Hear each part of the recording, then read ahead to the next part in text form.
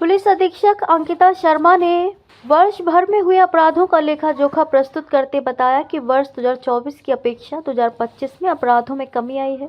हत्या जैसे गंभीर मामले के 27 प्रकरणों में 25 सुलझा, जिसमें 63 आरोपी गिरफ्तार हुए, 2 प्रकरण में गिरफ्तारी शेष है।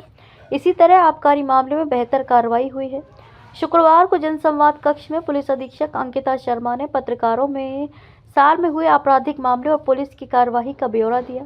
उन्होंने बताया कि वर्ष 2025 में हत्या के 27 प्रकरण हुए, जिसमें 25 सुलझा और 63 आरोपी गिरफ्तार किए गए, 2 मामले में गिरफ्तारी शेष है। इसी तरह हत्या के प्रयास के 31 मामलों में 28 सुलझे, जिसमें 69 आरोपी गिरफ्तार, 3 प्रकरणों में गिरफ्तारी शेष है।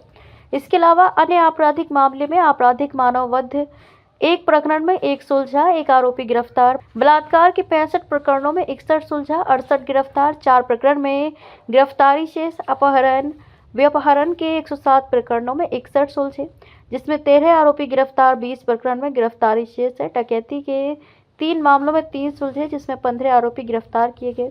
लूट के 17 प्रकरणों में 17 सुलझे, जिसमें 39 आरोपी गिरफ्तार किए गए।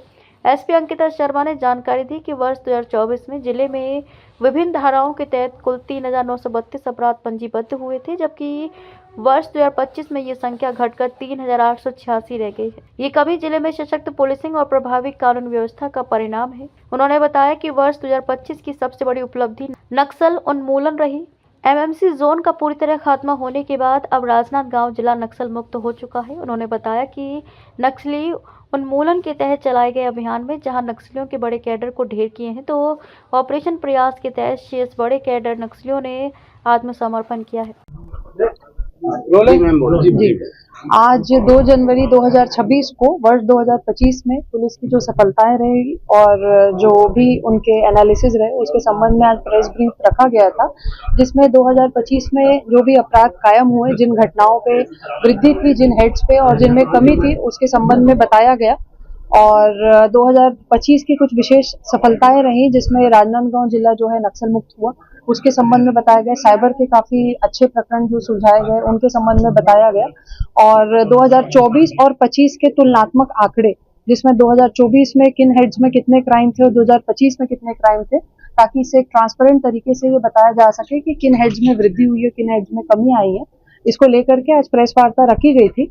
और 2026 में राजनांदगांव पुलिस अपने लिए एक्सीडेंट्स में कमी लाने का एक लक्ष्य निर्धारित करती है।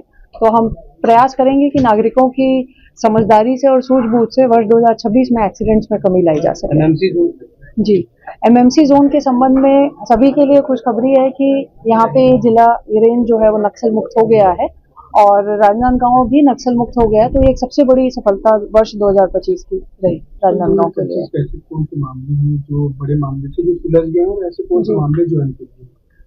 मोहड़ और किरारी वाले दोनों कांड में एक एक व्यक्ति जो फरार है, उनको लेकर के ये 1-2 चीजें अनसुलझी रही बड़ी में, और यही प्रकरण थे जिन्हें अभी भी सुलझाने का प्रयास किया जाएगा।